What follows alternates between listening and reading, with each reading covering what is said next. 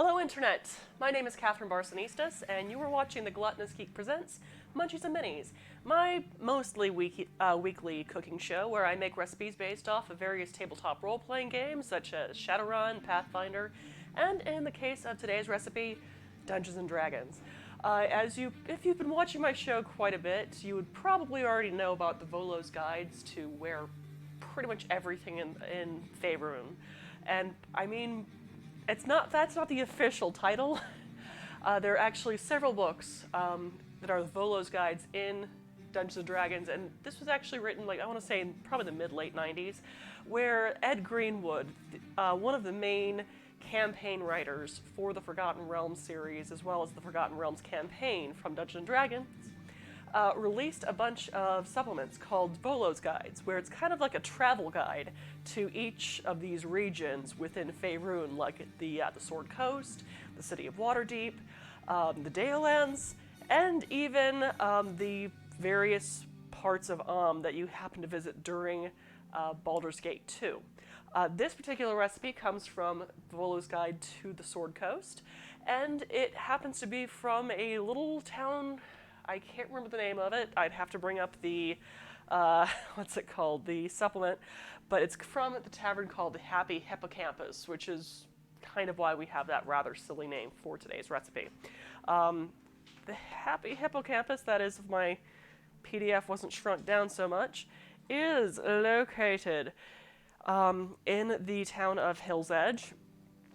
This tavern faces the mayor's tower across the open cobbles and is the largest and best drinking spot in Hill's Edge. On most evenings, even the bitterest winter weather, it's crowded with jovial adventurers swapping stories of their bravery, close escapes, and latest finds in the Netherese ruins north and to the east of the city. So the reason why Ed Greenwood created these booklets is just to add a little bit more flavor text when you happen to be running a game within the Forgotten Realms campaign series. Even though these books were technically written back in the 90s and we are now currently on 5th edition, a lot of Dungeons and Dragons, a lot of their source material, a lot of their campaign material is still set within this campaign setting. And the nice thing about the Volo's Guides is that you don't necessarily have to have it be 5th edition. It's basically, there's adventure hooks, there's various things like taverns, inns. I'm doing a whole squeeze box thing, I know, as I'm talking. It's got taverns, inns, shops, alleyways, all sorts of fun things you can have in your cities, towns that you visit throughout your campaign. So even if it's not 5th edition, it doesn't have to be. That's where a lot of the story can lie without you having to always make stuff up. Anyway, I realized that was not the Happy Hippocampus, that was the Tarnished Trumpet I was looking at. No, the Happy Hippocampus. This inn deserves to be much better known. It's one of the best in Western Faerun, complete with an attentive, liveried staff who pamper guests personally, a hot communal tub with scented water, clouded with lavender to preserve the modesty of the bathers, and food among the best anywhere. So, it's a low-ceiling place with, it's kind of like the favorite dive bar of the area that happens just to have really good food. Not really like a Denny's so much as it is, there's just that one guy who happens to be really good at cooking who opens his own bar and restaurant, but it's his place. It's one of those places. So among the things that are listed as far as food, oysters, pickled falcon eggs, garlic buttered biscuits, all accompanied by white wine, are available in every room. The dining room at the Hippocampus serves the usual roasts and fowl dishes with flair, along with marvelous gravies and sauces. The soups are delightful, and I especially liked the appetizers known as hot bites, and that's what we're making today. I managed to get the recipe for these open-faced sandwiches from one of the chefs. Parentheses, thank you, alas, and here it is. So the way that the hot bites, and I'm realizing I actually haven't changed the recipe name on here. Let me fix that really quick. Hold on, I'm gonna have to go off camera to do this. Do apologize. It's been one of those days. Happy Hippocampus. says hot bites. And I realize I'm going to have to put that down a line. There we go. Let's see, does that happen to fit on all my screens? Yes. And yes. Awesome. Cool. Sorry about that. Okay. So, it's one of those things you just don't really notice. Like I said, it's been a day. So, hot bites are listed as take slices of crust bread, stale will do, soak in white wine and allow to dry. Spread with hot mustard, sliced cheese and onion, or better, leeks. And then sprinkle it with the fingertips with basil, pepper, and white wine and put on skillet on the hearth until the cheese melts. Eat hot. We're not going to go quite there. We're actually going to do something a little different from that because, for one, I don't have time to have soaked bread to dry during a 2-hour period. So instead, we're going to actually do sort of a take on a Spanish-style French toast. I can't remember the names off the top of my head. I will mention it in the blog post when I do release this episode. But it is actually traditional in Spain to soak stale bread, dip it in an egg, and then fry it. And that's their version of French toast. It's quite good. I'm going to also be taking it a step further by putting sautéed leeks on top and then melting fresh mozzarella in the under the broiler to give it that nice cheesy, oniony sort of flavor to go along with it. So that's what we're doing. I know that was a mouthful. We got there. Let's go ahead and get started. So, what you're going to need is a couple of things, obviously. I mean, we can't really cook anything without food. So we got a lemon here. That's going to be one of our aromatics. We also have leeks. These ginormous things. We're only going to be using one of these. They only sell them in 2 packs where I get groceries. Probably don't need more than a half a leek, actually. But that's fine, because, goodness. The nice thing about this is that probably the most expensive thing is the fresh mozzarella. Yes, even the wine is less expensive than the fresh mozzarella. You can use regular low sodium sliced mozzarella, like the sandwich slices, if you really want to. I will not stop you. Just make sure to broil it until it melts. However, I think it adds a little extra something, especially since French bread slices are so small and fresh mozzarella pieces are so small. I figured that might be a fun little thing, as well as the fact that it's appetizer size. So if you really want, you can double up this recipe, especially if you have a large party. If you have a very small party gaming with you, or it's just yourself and you want to eat a whole plate of these things, I'm not going to stop you. A single recipe should do you. But as I said, we're going to be soaking it in some white wine, so I got some really cheap Chardonnay. Bay Bridge, it's like, what, $2.50, $3? Or was it $4? I'm not complaining. It's under $5. I'll live. We'll also be just doing things, and I need to do those things to remember to do those things. So, obviously we're going to need to do a little bit of prep. For that, let's go ahead and get our knife work done. As you can see here, I already took a foot-long French bread loaf and sliced it into inch-thick pieces. You will want to, a couple hours before you decide to cook these up, I recommend slicing them up, putting them on a drying rack, and just letting them sit at room temperature for a couple of hours to dry out enough to be able to absorb the wine and egg that we're going to be cooking with. So there's that. Then I've got a lemon. I know I keep showing it. Just going to take a zester, or rather just a fine grater, because that's what I happen to have. And we're going to zest that. Get all the lemon zest in our bowl. Do I need a bowl this large? Not really, but it's what I happen to pick up. So that's a thing. All right.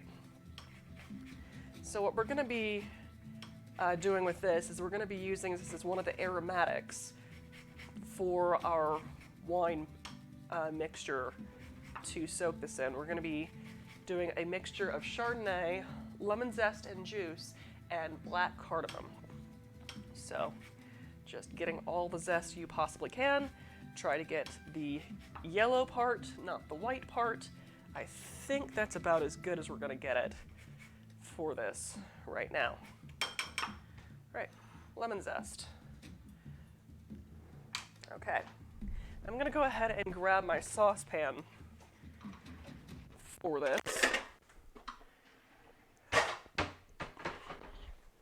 I'm going to need the juice next. So first, just going to roll the lemon against my work surface to really break that up, break the cells open so it's easier to get the juice out. Just going to do that for a minute. Okay, done with your juicer.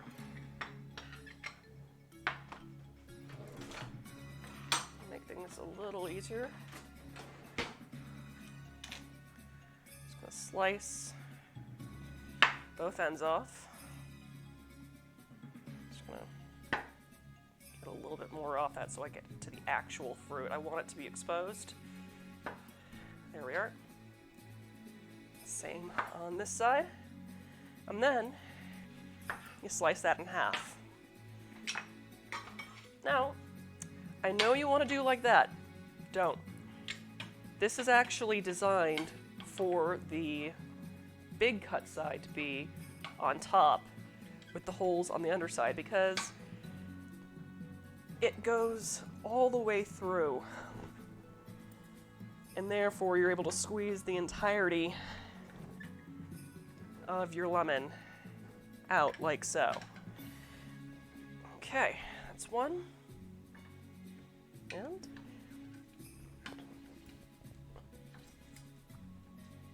there's two. Alrighty. And I don't need that anymore, so that's gonna go over here. Alright, so I've got my lemon juice in my pan. Next, I'm going to be measuring out the wine for my soaking liquid. So just got to open this cheapo bottle of wine. I'm a little sad that it doesn't have like a screw cap or something. But, oh no, more wine for me to drink. So.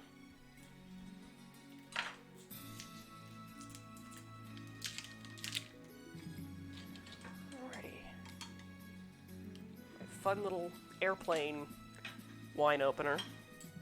This little guy here. Stick that on top. Corkscrew section. Eh. Now, for this kind of flavor profile, I am using a Chardonnay. I would rather have used a Sauvignon Blanc, personally. That's a little bit more along what I prefer. Or with this flavor profile, a Pinot Grigio would probably do pretty well. However, I didn't want to spend a crap ton of money on wine, so Chardonnay it was. It's buttery, it'll work just fine. So there's 1 cup.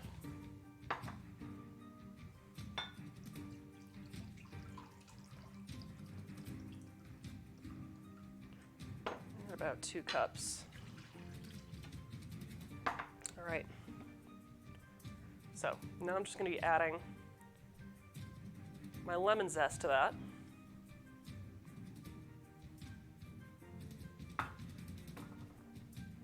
And let's see how much, about a teaspoon of, here we are.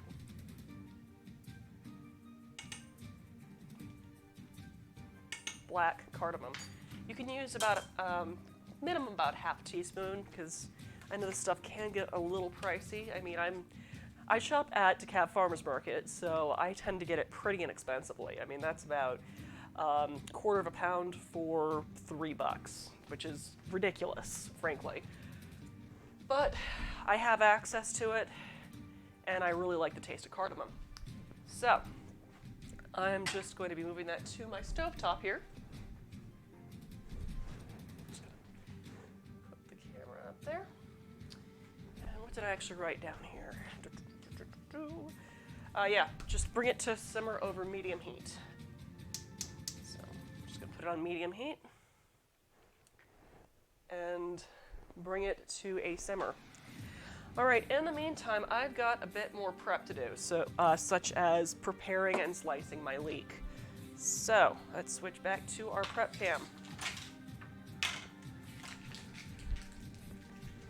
And try to remember what the heck I was doing. Oh yes. Get myself a cup to pour myself some really cheap wine. Yay! Okay. Cheers. Okay. All right, while we are waiting, I need to slice up a leek. I might actually end up slicing up all of them. So, these massive things right here. Now, if I had more freezer space, I'd be saving these big green sections for stock later on. However, I have no freezer space. I need to do an audit. So we're just gonna toss the top of that because we don't need it. I mean, you could,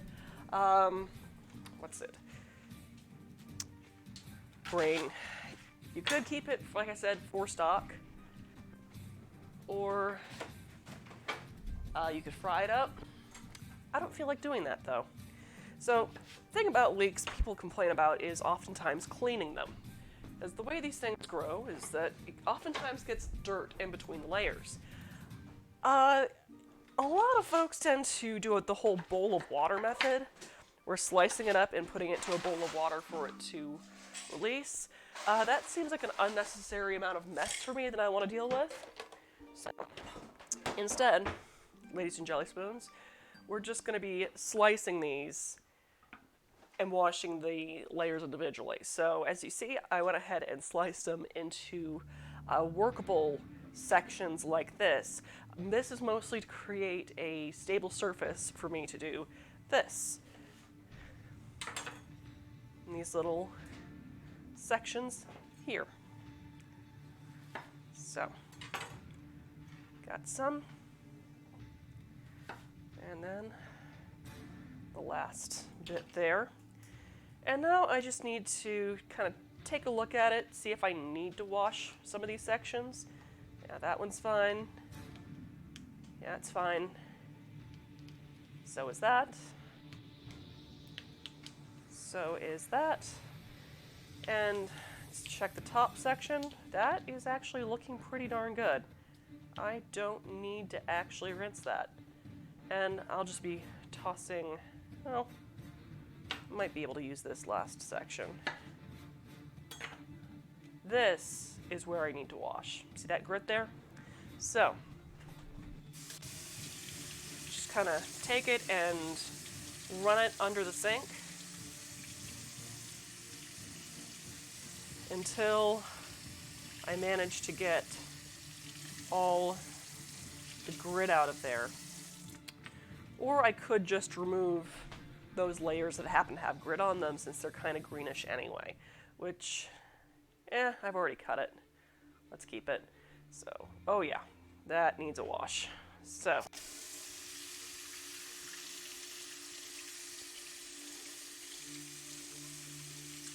okay. And those are rinsed. So, now we've got our sections, and the ones that need to be rinsed are rinsed. You just turn them over like so. And then, actually, I'm going to toss those bits because they're way too fibrous for me. Anyway, just going to then slice them thinly into half moons, like So, they will fall apart as you're cooking them, but this honestly is to make sure that you get these pieces roughly around the same size so they cook evenly. And it sounds like my wine is simmering. So I'm just going to turn the heat off of that, cover it, and then set a timer for about 15 minutes to let that steep and release the volatile oils into the liquid.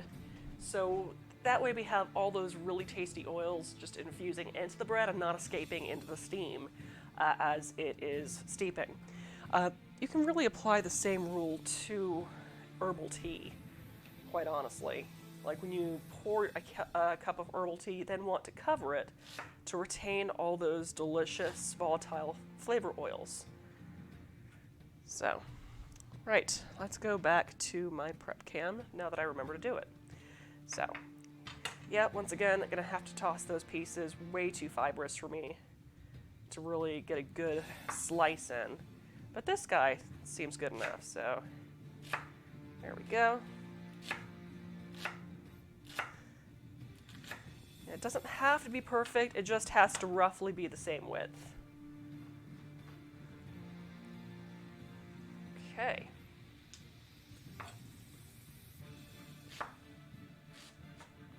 There we go.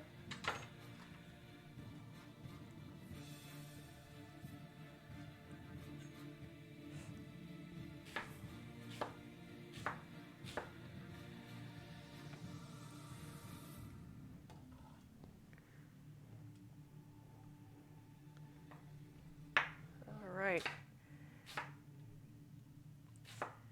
So yeah, now it's kind of nice to finally relax and settle down a bit. I mean, today's been a little busy, especially towards the end, because I was trying to get photos done of all my posts for this month. Because this past weekend, I finally made that smoked brisket inspired by Percy Jackson. But the trouble is, smoked brisket takes forever, especially on that final stall towards 195 degrees. So it was obviously too late to get photos at that point because I wanted an outdoor photo. And there was no sunlight. So I was like, okay, I'll do the photos today. I'll get it done. And then it started pouring down rain. But I luckily got a 48-minute window in between the downpours to be able get those photos. I think you'll really like how they turned out. And it's interesting, I used strawberry jam as a big flavor component, as well as just other spices and herbs like mint and whatnot to represent the different Olympians. And it turned out quite good. But yeah, then trying to find everything for a photo. So I'm not gonna lie, you're probably not gonna need this many leek pieces for this collection right here, which is probably okay because if you decide to slice up another loaf of bread to make this, you'll probably have enough to cover that second loaf of bread. What we're gonna have left over here, I might either freeze or put with my chopped up brisket to make tacos with later. So let's go ahead and get my leeks cooked. But first I just need to check to see if that's all the knife work I need to do. Yes, that is the only knife work I have left. But I might as well go ahead and get the eggs beaten for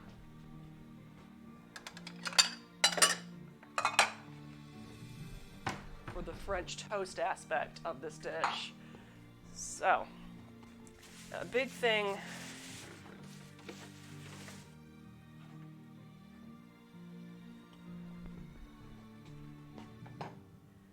with cooking is to prep everything first.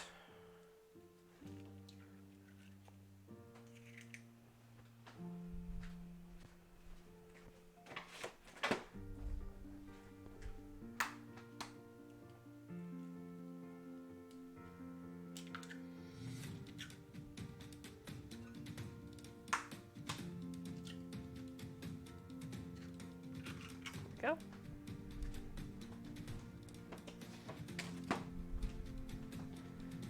Alrighty.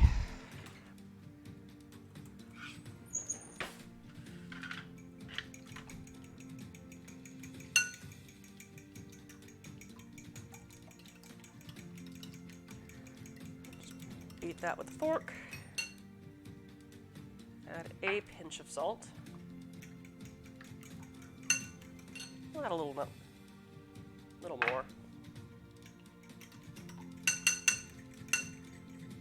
There we go. Cool. And now I need to preheat my skillet for about 3 minutes on medium heat.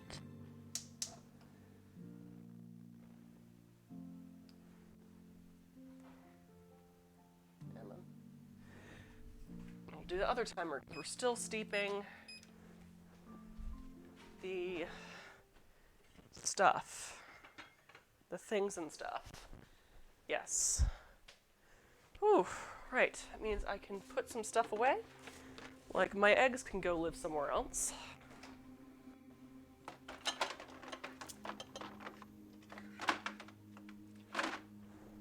Oh, should probably put the empty container underneath that one.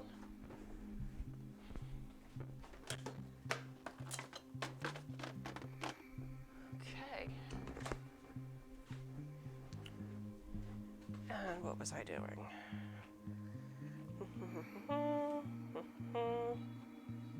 Just refill my kosher salt real quick. Once I find where the heck the box walked off to, here it is.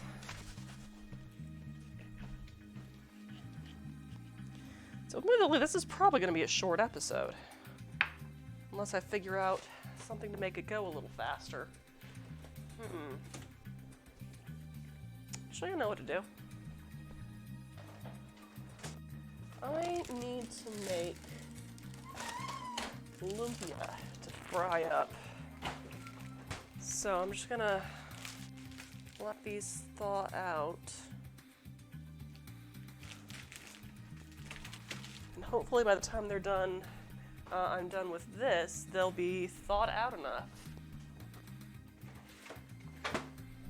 make up some quick buffalo chicken lumpia to freeze for later on. Okay.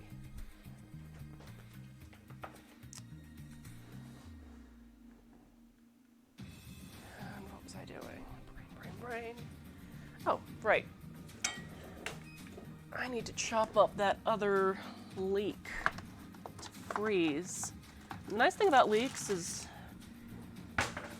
really well. They're really good at just freezing to throw a handful of something of them into a dish. Really good on frozen pizza too if you want to doctor it up. All right, my pan is smoking, which just means it's hot enough to add a drizzle of olive oil.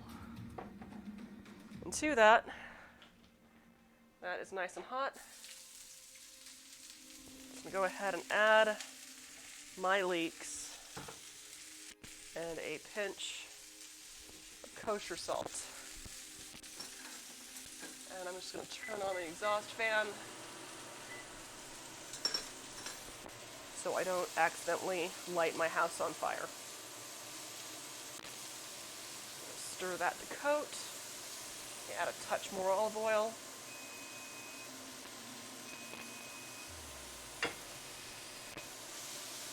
And that was the timer for the preheat, so let's shut that up. There we go. And you just want to cook this until it has cooked down and softened.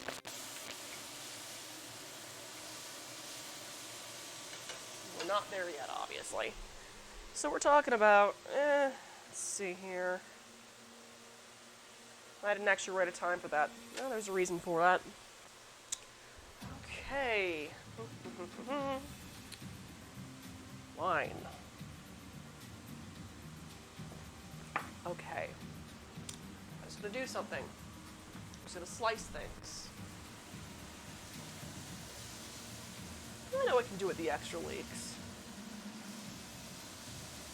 I can put them in my lumpia. Maybe that with some edamame, sweet corn with buffalo chicken. That could be really good. I think we'll do that. So.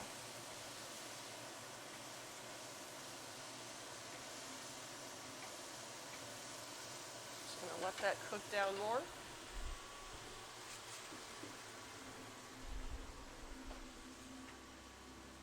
Well, I slice up this other leek.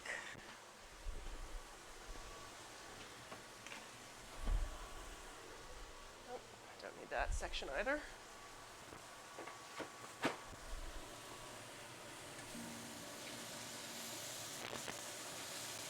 we go.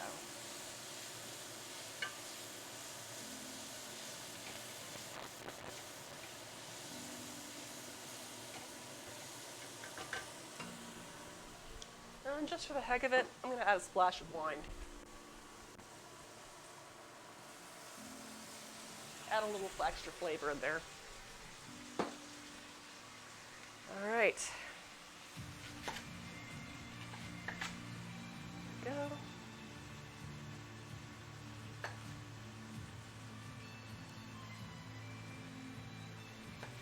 How are we doing on that?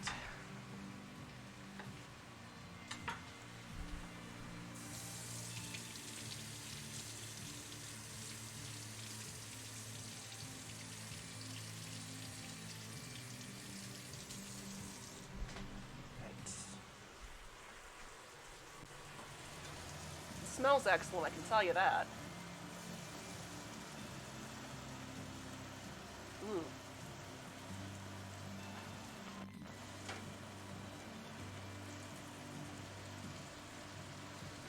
But I also want to let that cook until all of that wine and moisture evaporates.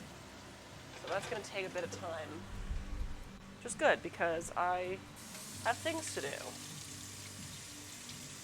Like finishing slicing this leek.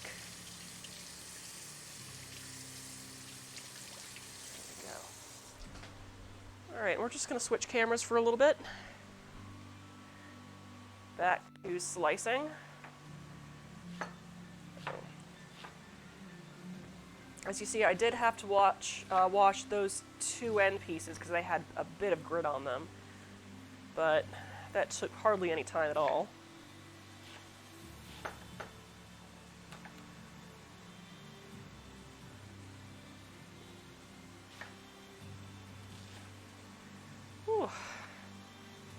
Yeah, I will admit, this dish was actually thrown together very last minute because I was going to have a guest on the show this past week, but they got unfurloughed from their position, and so their work schedule got absolutely F-nuts crazy. So I will have them on another time. It is Sean Banerjee from the Sip Happens podcast, which is, if you are a D&D fan, it's, from what I can tell, it is an interview show and tea review, but it's interviewing various folks in the tabletop role-playing game community while enjoying some tea and reviewing geeky tea blends such as Dryad tea and Friday tea. Let's go back to my stove and hope it hasn't burned too much on me. Okay, that's fine. That's looking good. I do want a bit more browning on that, so I'm going to let that cook more.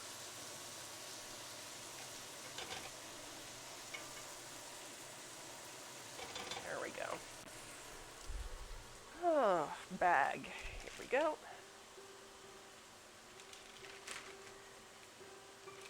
But yeah, I'll have them on hopefully this upcoming month. This upcoming month, I will admit, is going to be pretty crazy. I've got Dragon Con this weekend, actually. And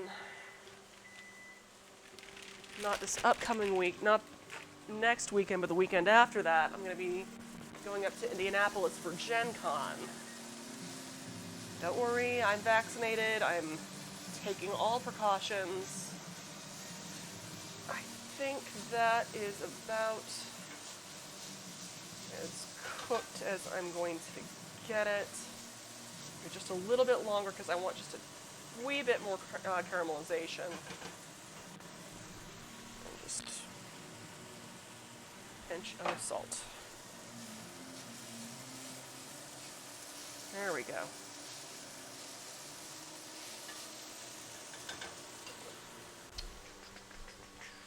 Right.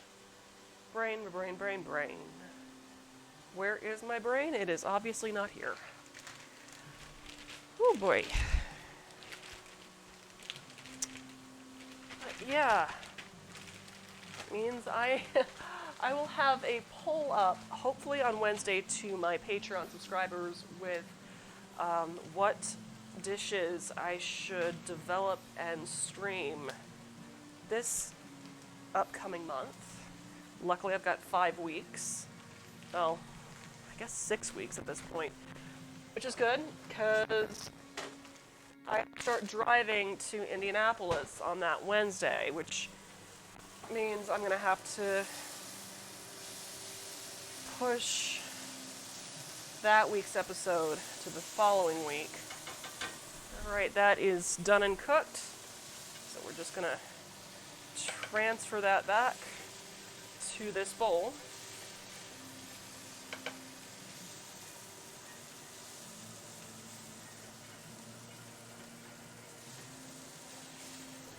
Just make sure I have the, yeah.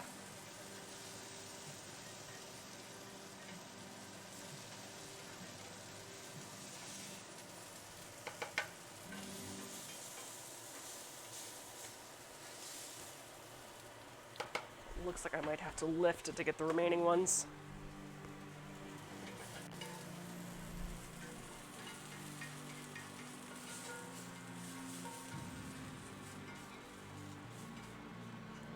Okay. Cool. All right. Now, gotta pour about a 1/2 inch of olive oil into that pan.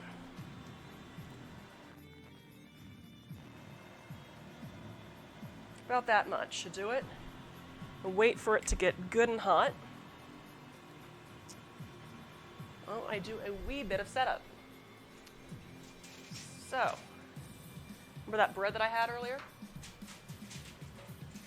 I'm just going to go ahead and take the pan I have and give it a quick spritz of cooking spray.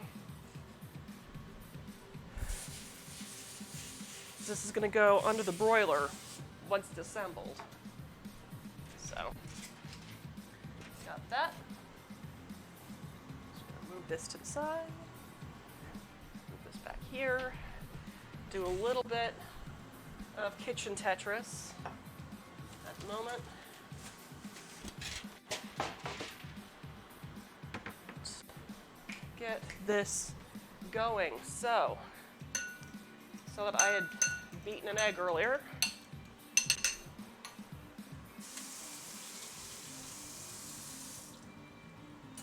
Well, technically I beat 3 eggs earlier.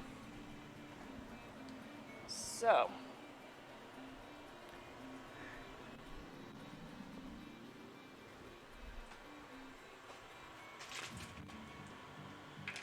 got my bread. Let's just kind of flip over to this side so you can see what I'm doing. I've got my bread this way. I've got beaten egg over here. And I've got that wine mixture that we were working with earlier. Just going to give that a quick stir. Yeah. Quick stir. Kind of get that reconstituted there. And once our thing is good and hot,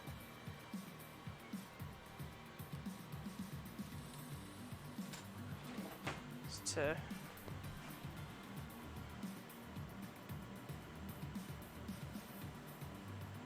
I wouldn't say that's quite hot enough to my liking yet.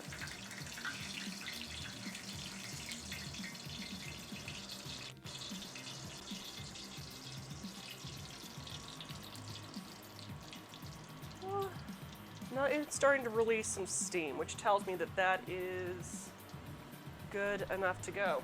All right, so what I need to do is take pieces of my bread here. I need to dip about 1, 2, 3, 4, 5 on each side here of the bread. 1, 2, 3, 4, 5. In the wine mix,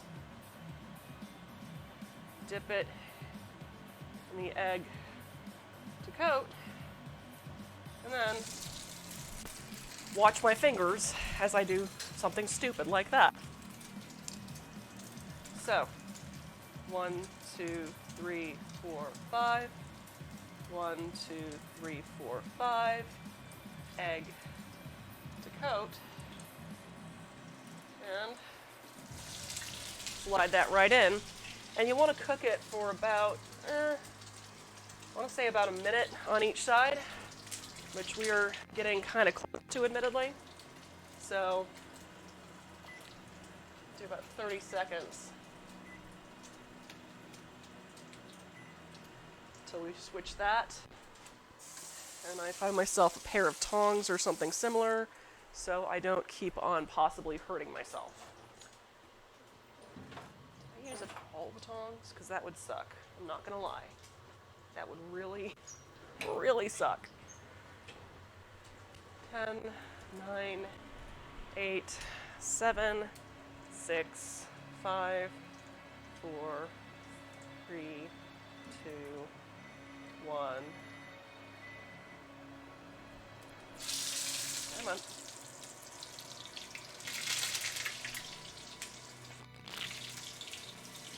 And then about a minute on that side.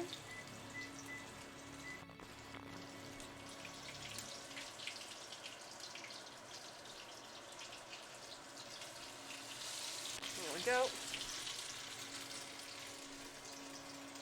1, 2, 3, 4, 5. 1, 2, 3, 4, 5. Coat with egg. Slide that in.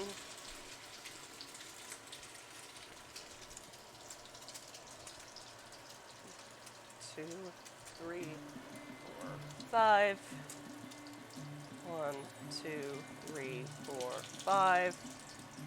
Coat with egg.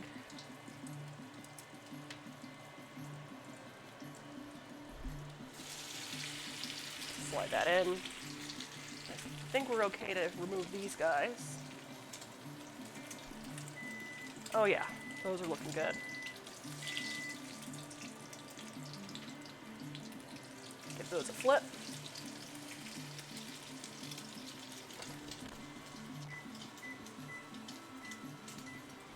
Cool. 1, 2, 3, 4, 5. 1, 2, 3, 4, 5. Egg.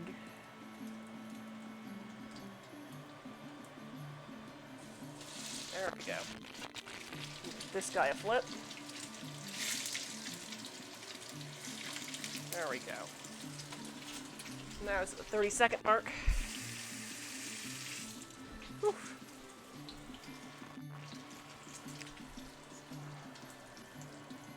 2, 3, 4, 5. 1, 2, 3, 4, 5. And honestly, you could probably do another loaf of bread with this exact amount of stuff here. 1.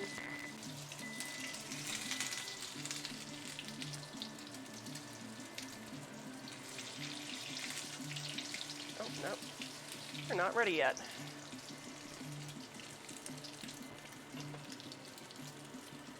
However, you should be. Yeah. Let's remove you. And I know that olive oil is not usually used for frying like this, but it is actually traditional to the Spanish recipe to do so. All right, let's get that for another minute. Okay. 1, 2, 3, 4, 5. 1, 2, 5.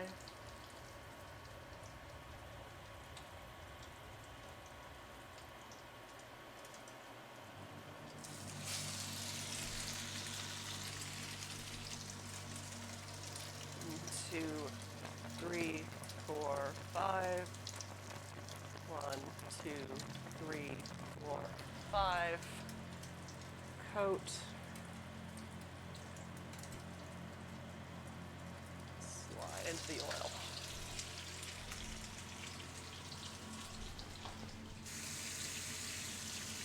Let's see. Have myself a drink of wine,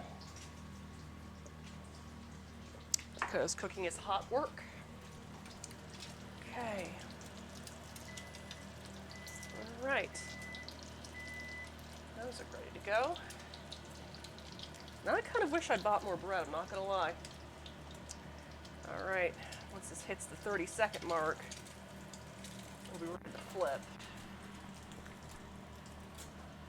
Oh.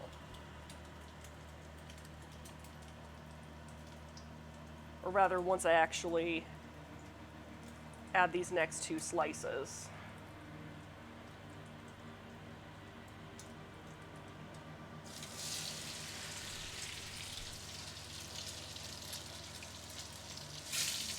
There we go.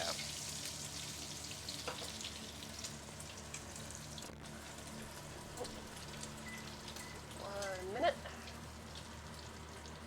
There we go. 4, 5. 1, 2, 3, 4, 5.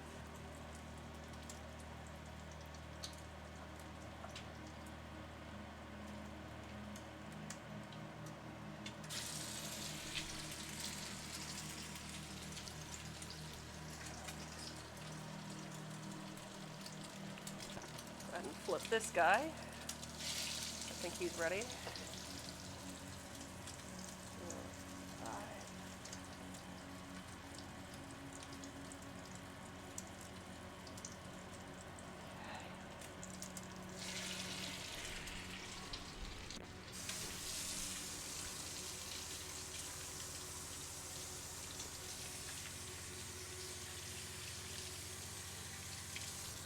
Alrighty.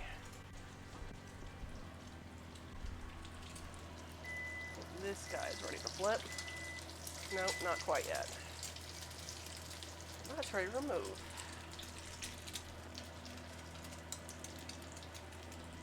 It's actually good that I have the drying rack out still.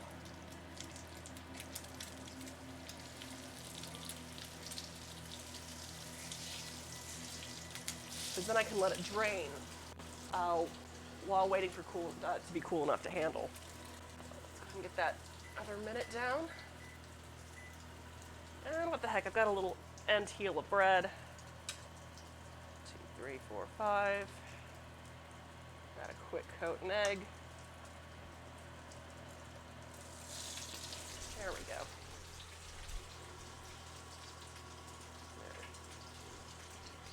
Pull that back a little bit so you can see what I'm doing.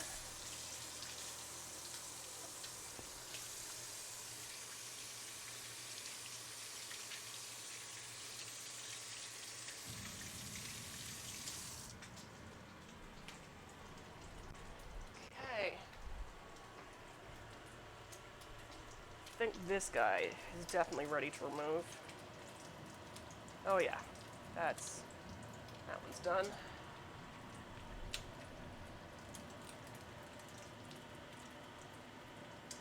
Three, two, and one. Come on. There we go. Like I said, wish I'd got another loaf of bread. That would have been. I certainly have enough wine and egg. So, okay, give that a quick flip. 45 seconds on that side.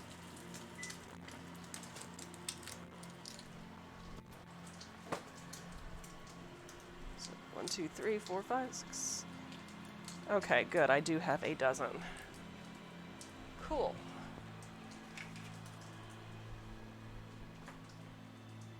Alrighty. Oh! Alright. I would say that is pretty darn done. The last one, probably not necessary, but it's fine. Okay. Cool. Alright, let's... Yeah, I'm gonna need that exhaust fan still going. Okay. Alright. As you can see, we've got our French toasted bread pieces there. So now I'm just gonna transfer that on to my baking sheet, which I've already lined with aluminum foil and given a good spray of cooking spray with. So,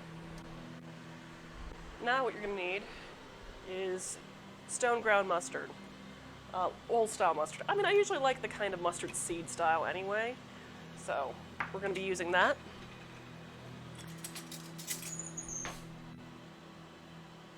And how much you decide to spread on here is really up to you. I mean, this little dip here is probably no more than about 1/4 teaspoon. So, really you just want enough to give it a quick slather on, just to coat the top. Like so.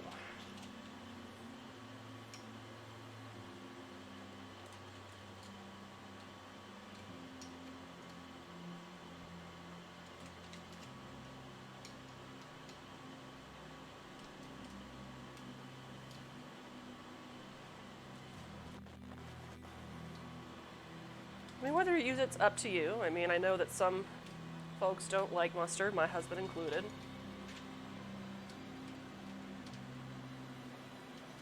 I think this is probably a balanced enough flavor to not really matter so much.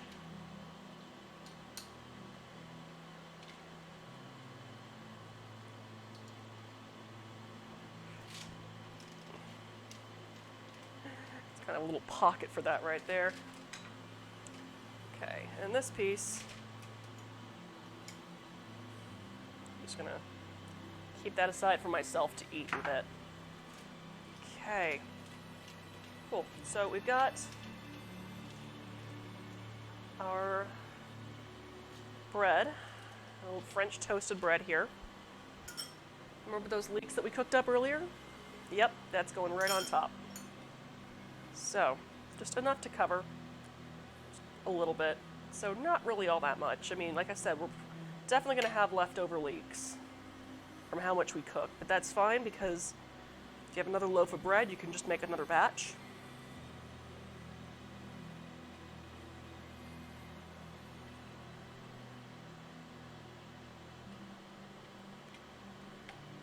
Or, you know, if you happen to need a sauteed veggie for some other kind of side dish, you can refrigerate it and add it to something else.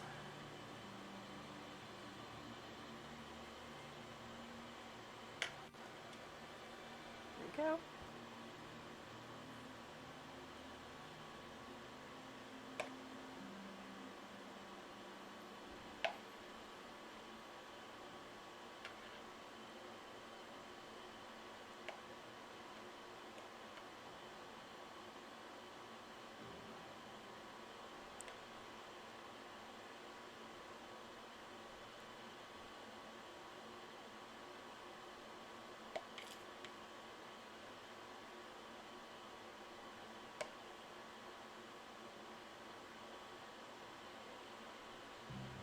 Okay.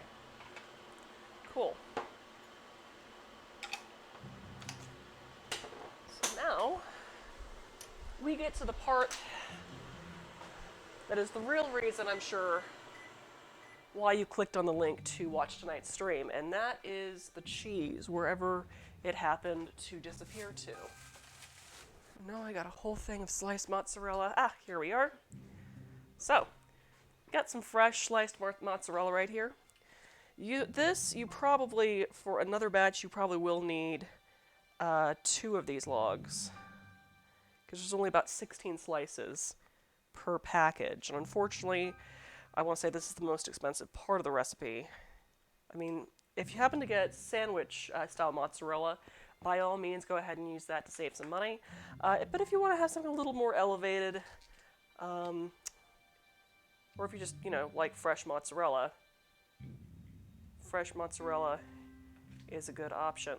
And for that matter, I remember I am going to be broiling this. So I'm going to go ahead and turn my oven to a low broil, just to kind of get that started, while I am waiting to open up this darn package, which really is messing with my head right now. Ah, come on. It's like oily fingers and plastic packaging. Not really the best combination. Okay. So, also I want to say the reason why I picked out this fresh mozzarella is the slices are kind of the size of your bread. So we're just gonna pile those on top here. And that should melt really nicely, I think. So there we go.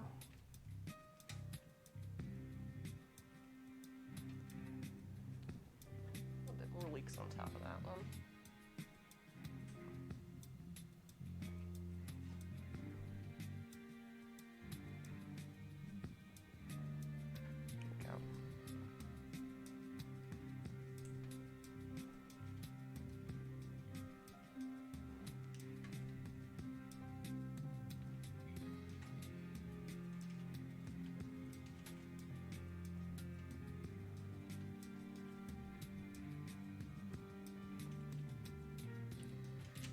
Right, those are all topped.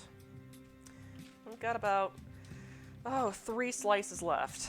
So, I'm just gonna, this little bite that I'm not gonna melt in the oven, I'm just gonna eat that myself. That's good. And that's before I melted it.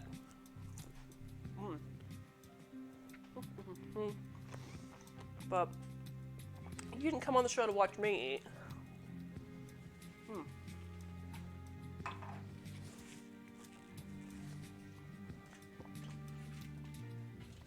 Let's get these guys in the oven. So,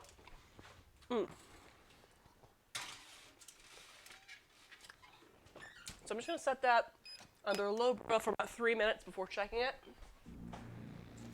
And I have time to do a wee bit of cleanup.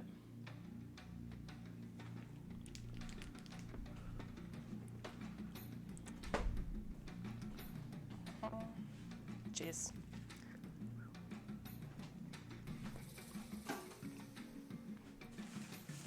And is my lumpia thawed out? No, it is not. Which means we are not making lumpia tonight. Just gonna do something. Can't remember. Anyway. Just nosh on cheese. And as you can see, it's a pretty simple recipe. Let's see if I have any more bread that I can toast up exactly like that, because that's good. I've got tortillas, I've got risotto, I've got some egg roll wrapper left. That could be a bit weird. Fun. Okay.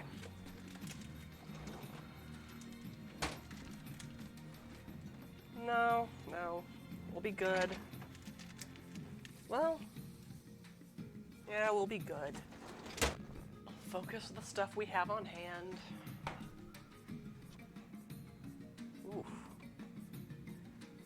That looks lovely, but probably it's going to need more time to melt as well as brown a little bit. So I'm just going to nosh on cheese with leeks on it until that point.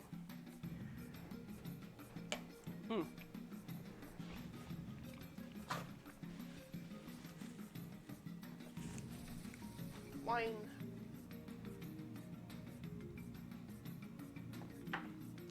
Because yeah, you check on it about 3 minutes to see if it's melted, but I personally like it when there's a little bit of kind of caramelization on mozzarella, especially if it's fresh mozzarella.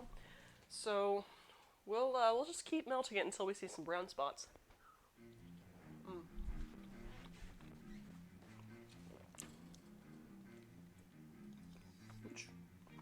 We are not there yet.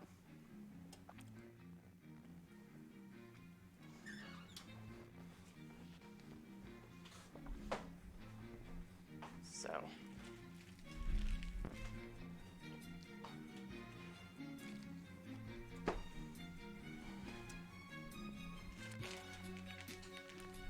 Yeah, that's not thawed out yet.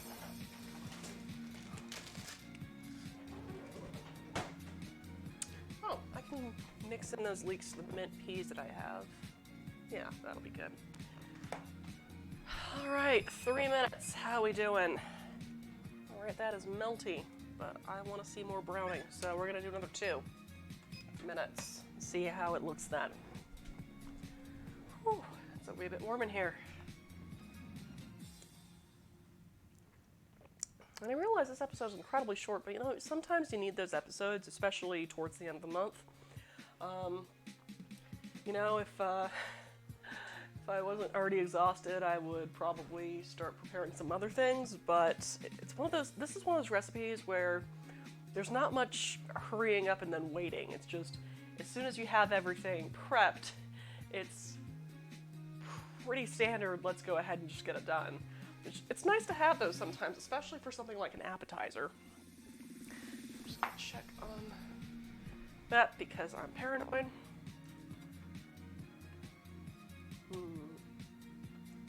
It's getting all melty on top, covering the whole thing. I love it.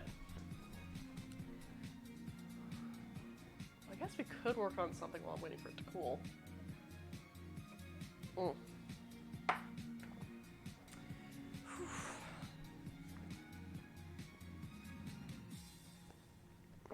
Or I could also finish this episode and fold laundry and cool off, allow my house to cool down a bit before going to bed. After I get photos done. That's also very tempting. I might end up just doing that. So yes, well, I am waiting for cheese to melt. But, said I should clear a space then for those guys, so I don't burn myself or my countertop. So let's take care of that.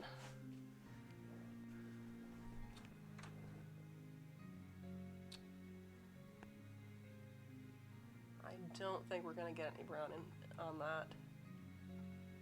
We're just mostly getting melt. Yeah, we're getting melt. That's fine. Sure, it'll still look really good.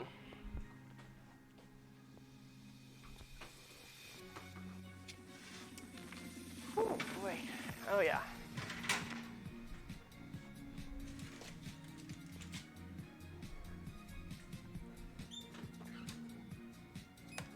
Here they are. All right, so you see, it's all melty and stuff. Whew. Not gonna lie, that looks pretty dang awesome, but obviously it's too hot to eat because that's like just putting a giant thing of napalm in your mouth. We're not gonna do that. So instead, we're gonna go ahead and get our basil, because you were gonna need some dried basil. Where the heck did I put it? Oh, okay, here we are. So you're gonna finish them off, as the recipe said, with a sprinkling of basil.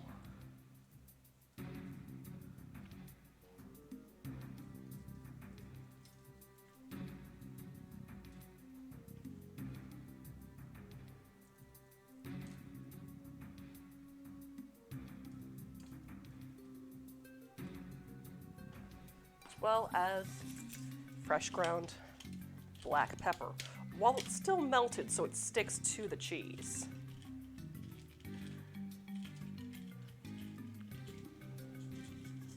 And there we go. Freshly made hot bites from Hungry Hippocampus Tavern from Dungeons & Dragons, Volo's Guide to the Sword Coast. All right, and it's 8 o'clock. Wow, it's only an hour of an episode, so I would like to thank you for joining me tonight on the Gluttonous Geek Presents Munchies and Minis. I hope you enjoyed watching this episode as much as I enjoyed eating parts of the dish that I just made. Anywho, if you would like access to this recipe, just keep an eye on my blog, thegluttinousgeek.com, for when I eventually post it to the blog. I will also highlight this video on Twitch, so you can refer to it back as many times as you want. Eventually, we'll go on YouTube at the same time as it goes on the blog. However, if you want a written version of this recipe, it's only available to my Patreon subscribers, which, trust me, this particular recipe is going on the Patreon before the end of this month, so keep an eye on that, or keep an eye on the vlog, and that's when I'll have it available on my Ko-Fi for a $2 donation to my Ko-Fi. So, that is finished. That looks good enough to photograph, so I'm gonna go do that and cool down and enjoy the rest of my evening. As I say that with the weather being as it is, you should go down and cool down as well. So, thank you so much. If you're going to be at DragonCon, I hope to see you there. And this was fun. It's nice to be able to not be completely exhausted at the end of an episode. Anyway, my name is Catherine Barsonistas. You've been watching the Gluttonous Geek Presents Munchies and Minis, and as always, stay safe, stay sane, stay you. Have a great night.